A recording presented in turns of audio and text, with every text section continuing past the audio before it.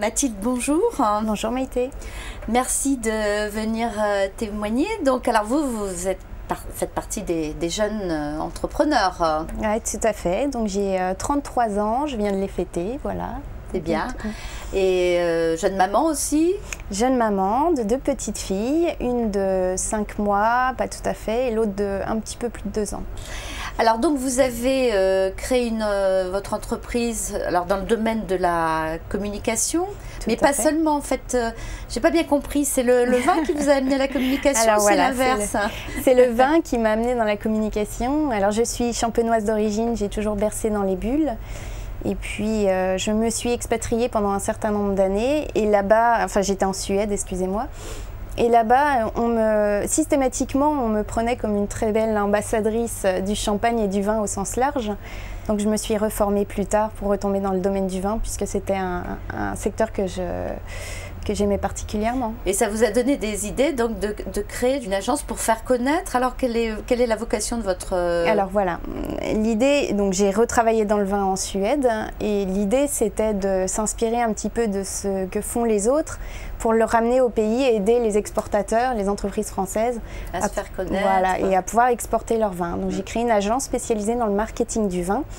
Et l'aide à l'exportation, le conseil à l'exportation, pardon. Voilà. Et alors bon, vous avez fait ça, vous étiez jeune, vous aviez déjà d'emblée de la crédibilité, c'est le fait que vous étiez compétente qui vous a permis de trouver les clients? Oui, c'est le professionnalisme, ou évidemment le réseau, j'avais déjà un petit réseau d'installés. Et puis le professionnalisme, la combativité et une certaine crédibilité. Alors effectivement, j'ai pu importer des vins de Californie et d'autres pays, donc m'inspirer énormément de ce qui se fait ailleurs.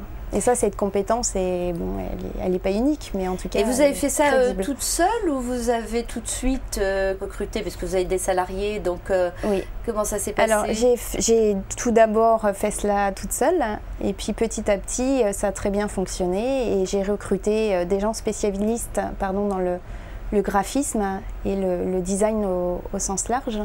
En même temps, vous avez décidé d'avoir des enfants, mais il paraît que bon, c'est très dur d'être maman, d'être entrepreneur. Donc vous vous êtes posé des questions, vous avez dit non, c'est maintenant ou jamais, tant pis, je m'organiserai.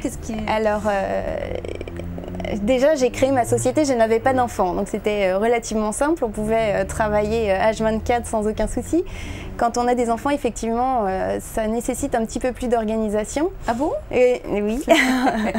Alors, le premier, on essaye de s'organiser tant bien que mal, et puis le second, là, c'est une véritable révolution, et on revoit tous ces fondamentaux. Donc ça nécessite effectivement un maximum d'organisation, mais tout est compatible. Réarranger un petit peu également ses horaires de travail, peut-être profiter du dodo de chacune pour se remettre à ses emails et à tout ce que l'on doit préparer pour le lendemain. Donc voilà, c'est véritablement une organisation assez scrupuleuse. Je dis souvent à mon mari, il faut que ce soit militaire à la maison, sinon il n'y a pas le choix. C'est le seul moyen de s'en sortir. C'est effectivement le seul moyen de s'en sortir, oui. Alors rétroactivement, est-ce qu'il y a des choses que vous auriez faites différemment, je dirais, vous trouvez que vous avez... Parce qu'en fait, vous avez démarré jeune, donc vous n'avez pas eu le temps d'apprendre comment on devenait entrepreneur, vous l'avez découvert en faisant. Oui.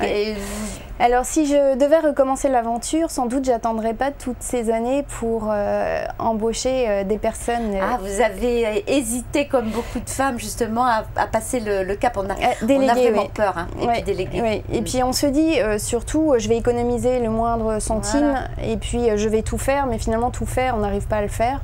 Et puis, ce qui explique que souvent les entreprises au féminin ont du mal à se développer. Voilà, l'intérêt, le but, c'est véritablement de se concentrer sur des fonctions très stratégiques, à savoir la vente, toutes les fonctions financières. Mais vendre, c'est là le but ultime de chaque société. Donc si on passe son temps à faire de la compta, de la saisie ou tout un tas de tâches, finalement on n'arrive pas à se concentrer à l'essentiel. J'aime comme disent des choses comme ça parce que c'est vraiment ce qu'il faut leur dire aux femmes, parce qu'elles ont du mal à faire ce... même vous qui êtes jeune, qui ne devriez pas avoir tant de blocage que ça, vous avez fait comme les autres finalement. Oui, mais bon, au moins c'est un bébé à part entière. Mais à un moment, vous avez quand même franchi le pas et je crois que...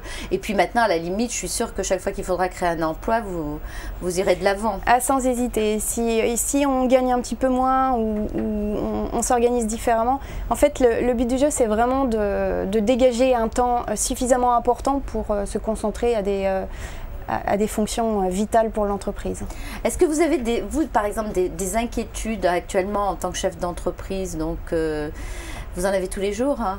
Des inquiétudes, oui. On se prend des portes, on se prend des murs, puis on se relève. Alors l'intérêt, effectivement, c'est bien se relever, de capitaliser sur les échecs et puis de rebondir. Et cette fameuse crise vous fait peur ou vous avez décidé de... Je suis née, entre guillemets... optimiste non, oui, oui, optimiste, oui. Ça se voit.